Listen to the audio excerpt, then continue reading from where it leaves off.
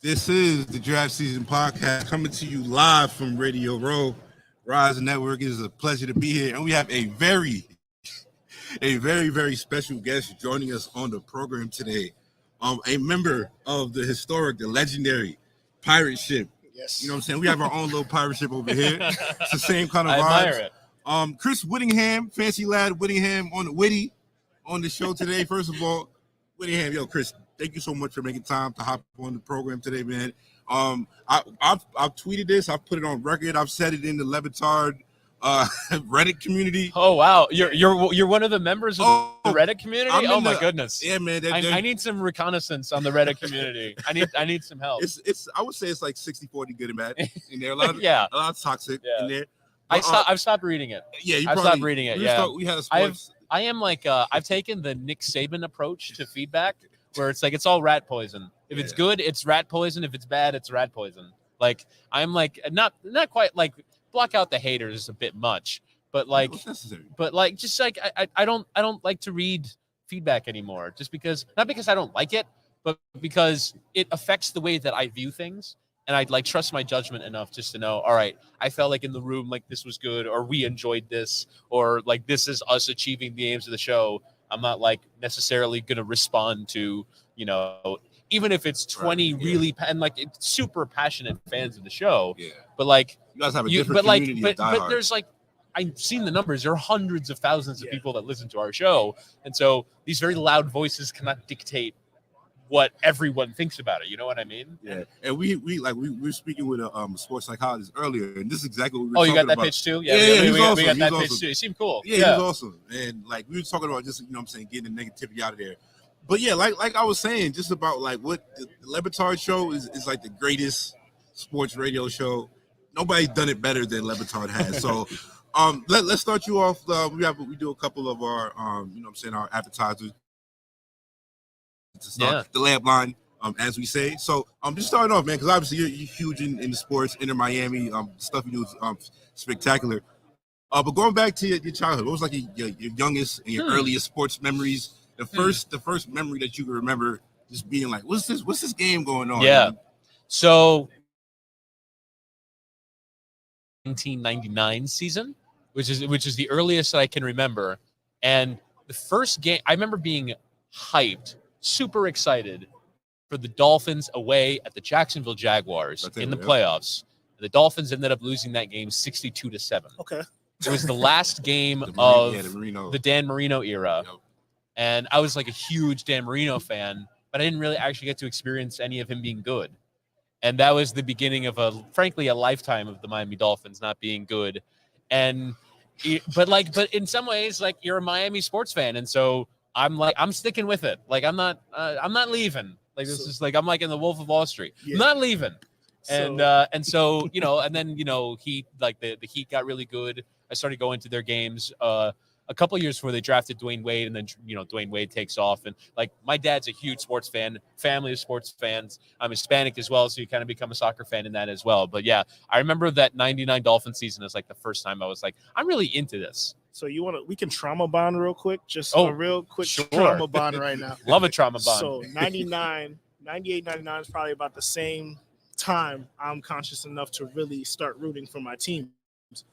I'm a Jets fan. Okay. Yes. So okay. So we've lived a similarly tortured existence. Vinny Testaverde tears his Achilles that season. That's the season the Jets were primed after they just lost to Elway in the AFC Championship. That was the Super Bowl favorite. He tears his Achilles in '99, and it's been downhill ever since. I don't have the same joy stories that you get from the Dwayne Wade drafting and everything. Yeah. It's just literally been downhill. It's been downhill as a New York sports fan since I'm Jets, Mets, Knicks. Right, exactly. Yeah. That's there's like two categories, right? It's like Giants, Yankees, Jets, Mets, right? So you're of the Jets, Mets variety then. Exactly. I feel like the Mets have been not terrible for some of that. We had 2000, 2006, 2005 were good, and then from 2006 we didn't make the playoffs till we went to the World Series. I mean, but yeah. Before we get that though, because we could do more trauma bonding. Because, Raz, like you are also a Jets fan, so I think you guys both shared that collective sigh of relief when Tom Brady finally announced that he was done. Like, thank God it's over. Thank God. Yeah, it was funny because like on our show, it was like, you know, this celebration of Tom Brady and like, you know, and how remember he had 3 Hall of Fame careers and is what he did in Tampa, like as impressive as what he did. And like, I felt like I had to be like a fan there and be like, when I approach the playoffs and I see Tom Brady on the field, I have a visceral reaction of like, get this guy out of my life. Yeah. And I felt like that had to be represented in a conversation about Tom Brady because, like, in some ways, it's a glowing tribute to the man. And like, there was like some Patriots fans that like tweeted me, "Oh, it's because you were jealous." Yeah, I was jealous. Yes, absolutely. Yeah, yeah. What is wrong with you? Right, like you want me to like this person that has beaten my team over and over? No, I don't like him. I want him gone. Never will. And like, I'm so like relieved. And yeah, like I haven't built that same antipathy for like Mahomes or any of the guys but not yet. But like Josh Allen is on his way. He's there. Josh Allen rips the Dolphins apart. And the weirdest thing about Josh Allen is that I still don't trust it. Like honestly, it didn't take until is it hate that you don't trust it? No, it's like I think it's being entrenched on a take. Okay. And so like I was like so entrenched on like he was an inaccurate quarterback that it didn't make any sense that the Bills took him that high. Yeah. I mean, yeah, I was entrenched on that one too. And so like I just for whatever reason, my brain can't flip like, oh, I trust that this guy's gonna be good every week. He's obviously incredible. And I honestly think that like this game against the Chiefs where they go toe to toe and the craziness at the end, like now I'm going to next season thinking like, oh shit, like Josh Allen's gonna run this division for the next 15 years. Yeah, it's looking that way. Yeah. And to like, you know, to continue with our hate for Brady on his way out, he still came to MetLife and beat us on a game-winning drive. So it's just like I think like the Dolphins played him this year. It was just like a hammering. It was like we weren't even near them in that game. We were up. He came back and took it like just in Tom Brady fashion. Yeah. So it's just like cool. Like yes, he's the great one, whatever. But I don't need to see him ever again. No. And Josh Allen we haven't had any close games with Josh Allen yet. So I'm getting to the point where like we're the Jets obviously are just outmatched by everybody right now. But Josh Allen, it concerns me. It concerns me. Well, the Dolphins the last 2 seasons have had big games against Buffalo at the end of the season, and have gotten absolutely smashed by them in both of them. So, yeah, Josh Allen is on his way, and you have to trust it now. And now he's like, you go into next season, like this is the conference of Mahomes, Herbert, Burrow, and Allen. And like probably Mahomes and Allen are that level above just because although I mean Burrow's about to be in the Super Bowl. Like I think in some ways like you have to think of it as like, all right, with a pretty I don't want to say average, but like a flawed team in Cincinnati, like this dude's getting to the Super Bowl. And now like you're and every other team in the AFC is looking at the 4 of them and going, how are we going to catch the Chargers? How are we going to catch the Bengals? How are we going to catch? I mean, the Chiefs have been the uncatchable ones. Right, exactly. The Chargers aren't even good yet. But I mean, you know what they have at quarterback is special. So the Bengals have like $50 million in cap space this year too, and like that's kind of the craziest part. Yeah. To double back a little bit, to talk about Levitar's show and everything. So I mean, Raz, because we're both fans of the show, and we started up our own little podcast thing. And it's been growing. But I don't know if you saw us go viral yesterday. They stole our video. My question, didn't give us no tags. Did Jamar Chase question about Des Bryant? That was my question. No, nobody tagged me. I'm like, wow. Unbelievable. I'm like, that's really wrong. Neither here nor there. I just had to get up on chest. But yeah, Raz, I mean, like I said, we started up this show, and I think for you at least, getting familiar with your character, and I think you played a pretty great part because we don't take anything serious here. In life in general, I don't take much serious. But like when it comes to like analysis and things of that nature, you reside in a pretty interesting place to where like you could be the straight narrow guy to where it's just like you bring the hard hitting analysis. You're like Dan would say, your stuff and all that stuff, polished professional broadcaster, all that stuff. But you still are always here for the jokes. So I mean, Raz, my question to you, because like I said, we're both huge fans of the show. When did you start listening to the show? You grew up in Miami, obviously. Yeah. So it's just like I know, like I came to the show a little late, but like, what were your first interactions with the show? How did you link up with Levitard, and how did that come about for you? So I first listened to the show. I was in high school, and I remember they used to have Terrell Owens on every week, and he made like national news on the show. And so I saw on the screen, like, Levitard show from Miami. And I'd read Dan in the newspaper before. It's like, wait a second, it's a show? Like, and, I wasn't like 15 years old, like you don't listen to AM radio when you're 15 years old. But right, I was not far away, and so I flipped it on. You know what's funny? I actually used to listen to The Competitor fairly regularly because like 560 was like the giant in Miami at the time. And then I started listening to it, and like I just became hooked, and I became like a high schooler listening to AM radio all the time. And I used to be actually like a regular. It's funny because now it's Reddit, it's Twitter, it's all that stuff. My thing, I used to email. They had like a show email. I used to send them email all the time. And like one time, I shot my shot, frankly, and I asked like, "Hey, you ever need an intern? Let me know." And I was like 19 years old, and I started interning on the show. And so that was like my entry into the sports media. And then from there, I kind of worked my way up, and actually like, so I only ever interned for the show until they left ESPN and they became an independent entity, and I kind of helped them with the transition from being an ESPN show. What's up? You were helping them in the background. Yeah. No, I wasn't on the air until probably like late January, but I started kind of working with them in mid to late December when it was kind of clear what they were going to do, which is obviously become an independent podcast company, which is what we are now. And like, basically, I needed to make sure that the lights were still on when ESPN handed them the feed, like the feeds of the show. So like, we got to keep all the subscribers and listeners, and like the experience did not change at all from one day to the next. We had to make sure that was the case. And so it was like a stressful 48 hours of like, is this thing going to work? And it did, thankfully. So for me, I was an intern for Sirius Radio. I did ad sales marketing for them. So a lot of lead generation stuff and trying to pick up who the competitors were advertising with. And I stumbled across Le Batard Show. This had to be my junior year of college. So junior year, senior year of college, around 2014-ish, somewhere around there. And I've been hooked ever since. And they've gotten me through so many days of like work, like just, and sometimes you don't catch every episode live, but the podcast feed is what pushes me through some of those early mornings. So it's been hard, with the pandemic. We kind of fell off trying to listen just because I was at home wallowing in my self-shame. So I'll say, when I pick back up during the pandemic, you guys got us through a lot of that stuff too. So, I mean, I will say like the show is kind of one of my driving forces to doing this. It's like really cool to hear. Yeah, it's definitely one of the top ones. Like there's few, I like to give people their flowers, but like you guys have like birthed a new generation of sports analysts, sports reporters, and kind of just how we view things, because a lot of the stuff we hear, especially being in New York talk radio is chaotic, and it's a lot of venom, visceral reactions to what's going on. And you guys take the human approach. We get to see some of the human stuff out of it, and everything isn't so serious. And I'm happy that we can joke and laugh about some of this sports stuff, because through the pain of being tormented sports fans, because fans are fanatics. You have to sometimes, to keep us going and not go crazy with some of the stuff that we deal with from external forces and just sports, we have to keep it light. And that's what you guys do best, while still bringing us back to what it is. It's sports. It's a game.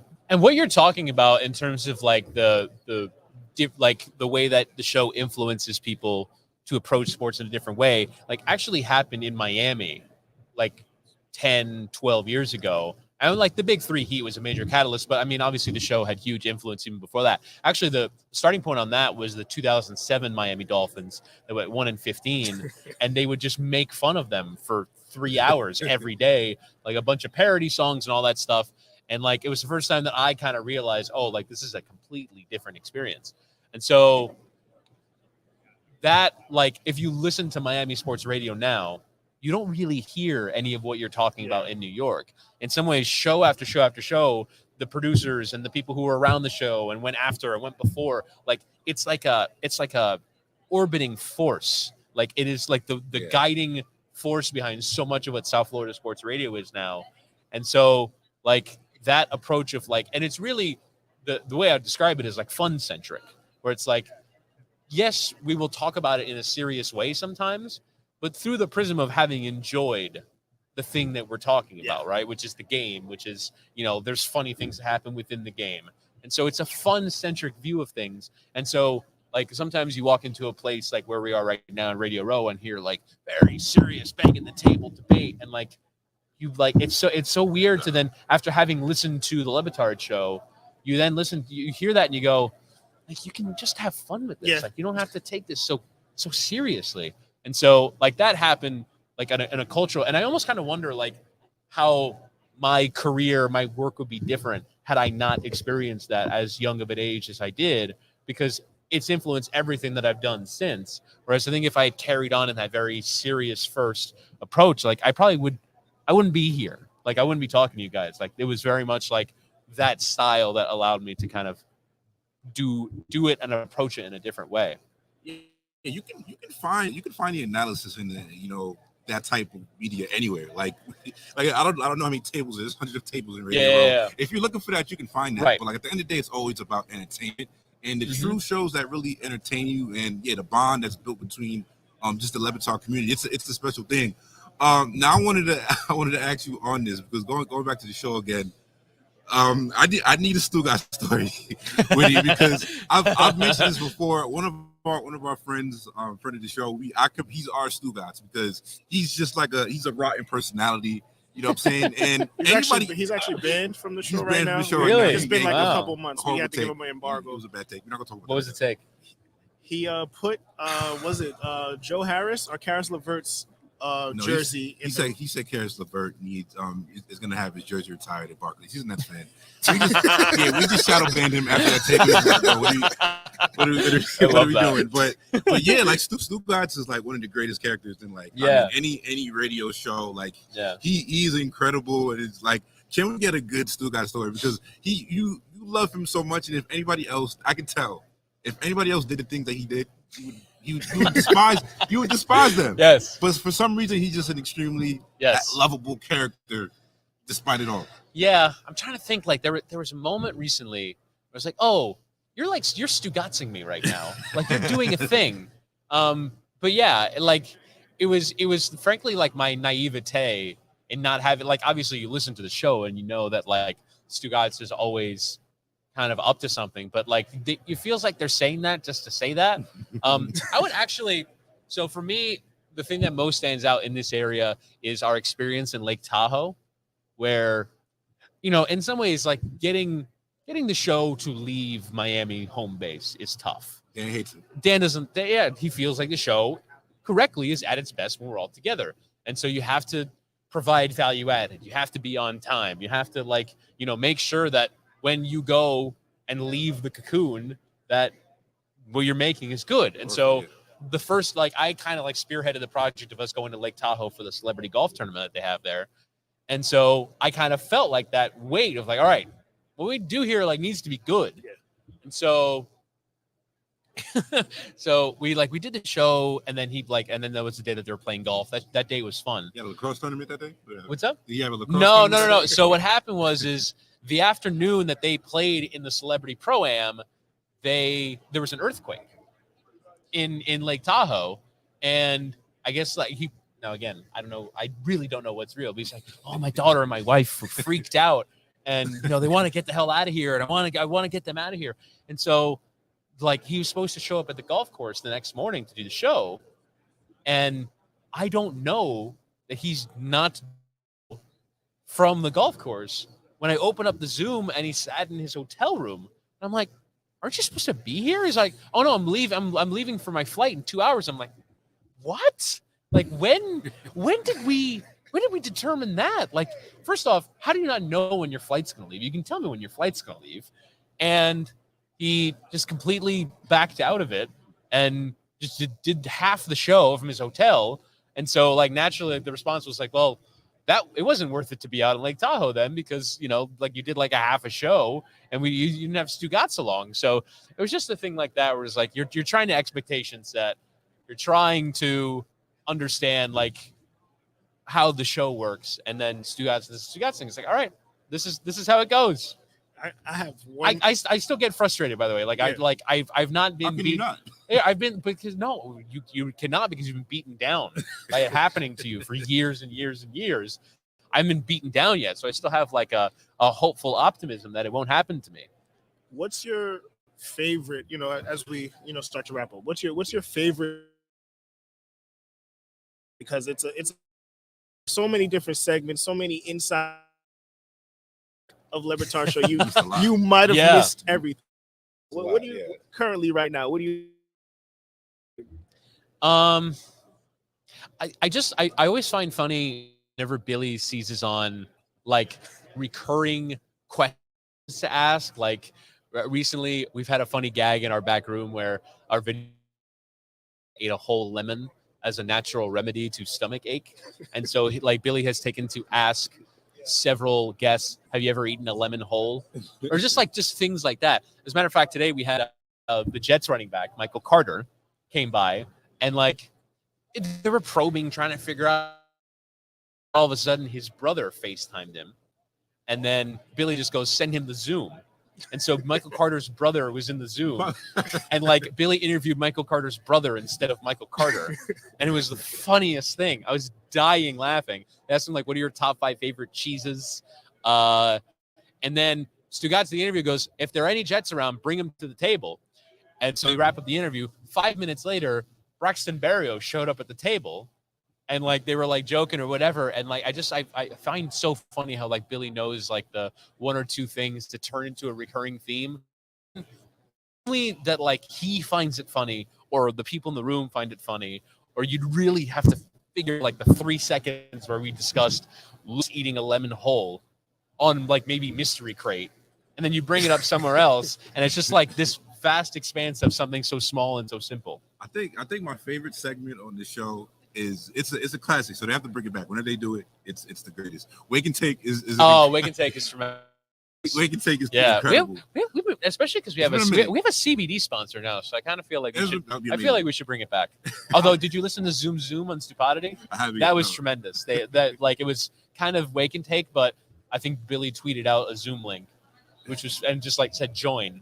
And the funny thing about that was that we actually got a call from like our COO and our head of tech, like, what are you doing? Like you might be potential like that. This might not be a secure Zoom that you're sending out, which I thought was funny that he was like, nah, who cares? I think for me, it's obviously the montage on Mondays after the useless sound. The useless sound is tremendous. I actually like, it was like a weird, like a bizarre honor to be asked to do it. I did it when Billy was on vacation 1 week. I did it, and it was like, wow. I'm doing. Yeah, I mean, in some ways, it was like, all right, like where does he go to find the useless? And then you start digging through it. It's like, oh, there it is. And like you have like this bizarre thing where it's like eureka moments around complete stupidity, where it's like someone has said completely nothing, and it's like, yes, that's it. And that's how doing the useless sound montage is. That segment has changed the way I listen to press conferences. Like I laugh through press conferences now.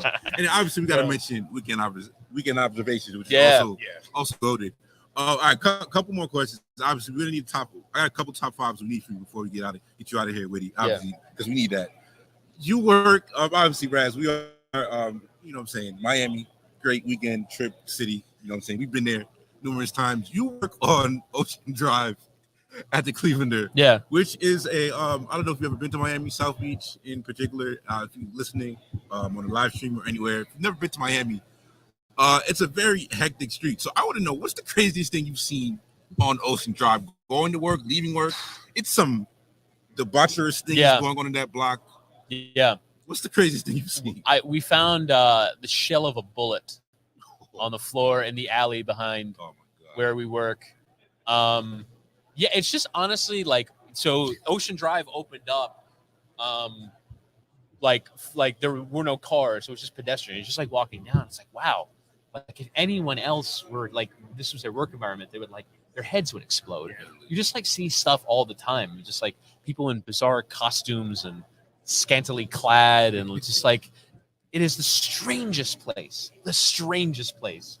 and yet it is like uniquely is Miami. Unique. Yeah, it's unique to Miami, and so like it is bizarre every time like you drive through. Like this is like one of the most coveted tourist spaces in the world, and this is like where I go to work.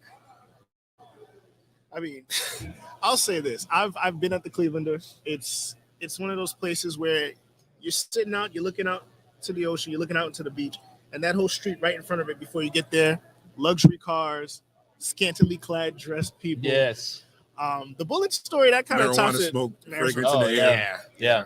So I mean, I was told that around the corner from where we do our show, there's like a group of guys that are posted up, and you know some things get offered.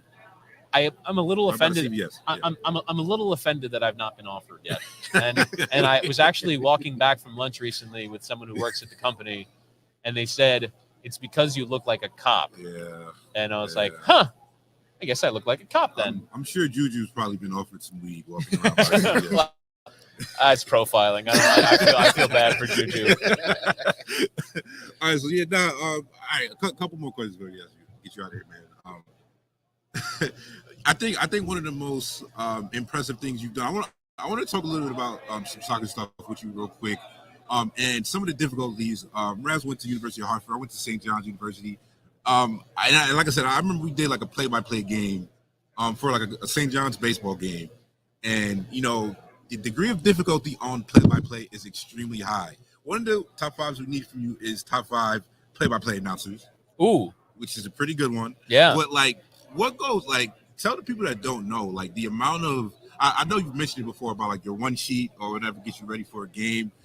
For those who don't know, from a polished professional broadcaster, as Dan would say, what's the background work and what's the hours of how much time does it take you to prepare for one game? So you can spend the rest of eternity preparing for a game if you really wanted to. For me, the beginning of the broadcast is not well, I'm done prepping. It's I have to start talking now. So my process on that is, first off, you have to create they're called spotting boards, where you have every single player on both teams. And first off, you have basic stats and information, but then I try to have 3 complete sentences that I can say about a player for every single one of them. And you're going through, it's either a statistical note, a background story note, their previous teams, or something like that. Just interesting facts, not reciting someone's Wikipedia page, a sentence that would be actually interesting to hear. So I try to have that for every single player on every single team. That's where you start. And then I also put together, I try and read every article about the 2 teams going into the game, what are their storylines, and going as granular as possible. If I have time, I also try and go through the Twitter accounts of both teams and the people who cover them, the people who tweet about them. And so, yeah, I mean, I can spend an infinite amount of time. You're checking pronunciations, you're, checking formats and all that stuff to make sure that all right, if our open is 2 minutes, we're doing 30 seconds on that and 30 seconds on that, kind of calibrating your mind that way. So there's a lot that goes into it. It's a craft. And honestly, it's that work that the reason why I want to do that on a full-time basis, because I find that work so fulfilling. I just love doing that stuff. In terms of top 5 broadcasters, so do you want me to go from 5 to 1? I feel like I have to go to 5 to 1 of course. In the Levitard show right. spirit. Wouldn't be right. All right. I know my top 2, but I got to think about 3 through 5 are tough. All right. So number 5, I will go for Ian Eagle. Okay. Because that's my number 1. Yeah, no, it's proper. It's proper. So just the fact he can do I love his basketball calls, love his football calls. Heard him on the radio. He's really good. And he does college basketball. I think I've heard him do major Grand Slam tennis. He is all over the place and does it all incredibly professionally. So I love him. Number 4, I'll go for Martin Tyler, who's the main. He's the top voice for the Premier League in the UK. But you hear him on FIFA. He does some game the Monday night game on NBC SZN2. Just the way that he weaves words is fantastic. Number 3. Oh man, this is tough. I really like Kevin Burkhardt on Fox. SNY. I think SNY does Fox MLB. And is really good on the number 2 team with Greg Olson. Kind of tempted to just put Kevin Burkhardt there. All right, cool. I'll lock him in then. You know what? Mike Breen deserves a shout. I feel bad that Mike Breen's not on this list. This is a tough list. All right, I'll go Mike Breen 3. I will go Kevin Harlan on the radio doing football 2. Yes. Westwood 1. If you don't, he'll call the Super Bowl. Yeah. That dude is a craftsman. Yeah. He is on a technical basis. If you graded his broadcasting, I don't think there's a broadcaster who works better than he does. And number 1, I love Peter Drury, who works on soccer, does the Premier League, does the Champions League for CBS. combines what I love about the work in terms of language and quality broadcasting with like an energy that like he meets moments, I think, better than any broadcaster I've ever heard.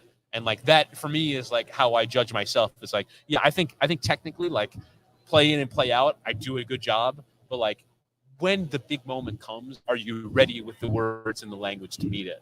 And I feel like no one does that better than Ruiz. So I would put him number one. That's a strong list. Strong list, right? I don't know if you have any final questions. I think even go back to Harlan for a second. What was it? What was he? I don't know what he was announcing. What was it? Like it was a streaker or like a cat on the field. Some of the greatest I think it was audio. A cat, yeah. You don't miss anything with Kevin Harlan. To your point, like he paints that picture to where you're driving in your car, you're listening on the radio, you know exactly what's going on, whether it's the cat dashing across the field or whatever play-by-play is going on. So that's a great list. I can't argue with the list. I may tweet you my list and rebuff anything. I mean, there's like so many people. Like I felt bad that like John Champion from a soccer standpoint wasn't on that list. Like I think Mike Breen is tremendous, like as good as it gets doing basketball. Love like I love Gunson. Oh my God! Like you talk about infectious energy. Like I would love for him to get like a primetime package of like doing the NFL, like or being like the voice on championship games for something, whether it was college basketball or the NFL or like something, right? Like I think Gus. I mean, the Big Ten but like if he called the college football national championship, I think that'd be really cool. But I love his work. I think like on a technical basis, like Sean McDonough is really good on ESPN college football. Like I can keep going. Like I love watching play-by-play people who are the best at what they do. But yeah, I mean, at some point you asked me for 5, I got to give you 5. Fair enough. I mean, I'm good on questions. All right, so my last question we had here, and this sticking on soccer, I guess, as we end. It's always, I think especially for American soccer fans, I always marvel at the dedication it takes to follow the Premier League. Yeah, especially with my homies, they put me on. I really started following soccer a couple years ago. What was it? 2014 World Cup. What was the one that America faced? It was 2014. 2014, yeah, that World Cup. They played Germany and then they lost to Belgium. Yeah, Jermaine Jones, what a goal that was! Incredible. It's Portugal. That World Cup cycle got me really in tune with it, just about how amazing the soccer world is. But yeah, waking up, like you got to wake up at like 5, 6 a.m. sometimes for these games. There's a lot of dedication to that. So my last one, the last top 5 for you. You know what I'm saying? I'm huge on FIFA as well. Yeah. So they had the Wonder Kids. I want to know where these top 5 young footballers that the people need to know about if they're not following. All right, so I mean, number one has to be Erling Haaland, just because. Real, right? No, he's at Borussia Dortmund, but this summer there's going to be a massive bidding war for him. Like 21. He's 21, yeah, but like in terms of goal scoring record, like you're not going to see a better player at that age. Okay. Perhaps ever. Like he's like miles ahead of where Cristiano Ronaldo was in goal scoring. My FIFA career mode, his valuation is like 300 million. Well, but the interesting, like, and it would probably be the same case in real life, but he has like a release clause in his contract where he's only going to be sold for 65 million this summer. Which, right, exactly, for a player who scores goals like that. Thing is, like, he has like one of the biggest agents in the world, and so like you gotta pay him a lot of money in order to take him to your team. So it'll be expensive. So Erling Haaland is number 1. All right, so it's going like team by team. So I think Ansu Fati at Barcelona is true. I mean, Barcelona actually have a couple. You look at him, and you look at Pedri as well, who's having a really good season at Barcelona. Vinicius Jr., though, I mean, I'm not even sure he qualifies anymore. He's kind of been in our consciousness for so long. So Mbappe doesn't count anymore. Phil Foden, I think, it still should probably count just because he hasn't, he hasn't really broken on to England in a full way. Tremendous at Man City. I think I've gotten to 5. Yeah. I would have, I honestly, like, and it's kind of grim, but I would have said Mason Greenwood before what happened to him recently, which is brutal. Like there's tons of great young players. You're always looking at like the Portos and the Borussia Dortmunds of the world that are producing those incredible young talents. Yeah, man. We didn't get to any Tua slander, Raz. Nah, you have time for Tua slander? I mean, it goes without saying. It's not my guy. I don't love Tua, and like it's funny because I find it so interesting the commitment that people have like to Tua specifically, whereas like at this point in my football supporting life is like, I don't care who the franchise quarterback of the Dolphins is going to be. I just want there to be a franchise quarterback. And so like, I was not personally invested in Tua being that guy. I thought he was going to be that guy because you watch him in college, like during the national championship, Alabama, Georgia, like you see some highlights of the last time they played in the national championship, and that throw that won them the championship is like, I've never seen that in Miami. Yeah. And like you watch his highlights from college, you're like, I really thought that this was going to be like a top level quarterback. This hasn't been. And like, I'm not upset at him for it. Like what I kind of buck up against is like people going, oh no, what you're actually seeing is like, it's not what you're seeing. It's, you know, you're missing this offensive line thing and this accuracy thing and all this stuff. And it's like, why are you going down the road of trying to tell me that he can be a franchise quarterback when he very obviously has not shown it yet? Maybe a new coach brings something along, maybe a better offensive line brings something along, but you look at the evidence that other top quarterbacks have given you after 2 years, it's really only like Josh Allen, who we talked about earlier, that you go after 2 years, I don't know, and then he really kicks on from there. I just don't see it. Well, I just went through them same mental gymnastics with Sam Darnold for right, yeah. exactly. So, and I saw it in a different environment. I remember. Well, I mean, we did it for so long with Ryan Tannehill. Yeah, and then honestly, my first exposure to it was they drafted Chad Henne in the second round. Back when like a second round pick mean like, all right, you might be going for with your franchise quarterback. Right, exactly. Right. It's like he had like the physical skills, but I remember like when they first chucked him in there, it was like, all right, like.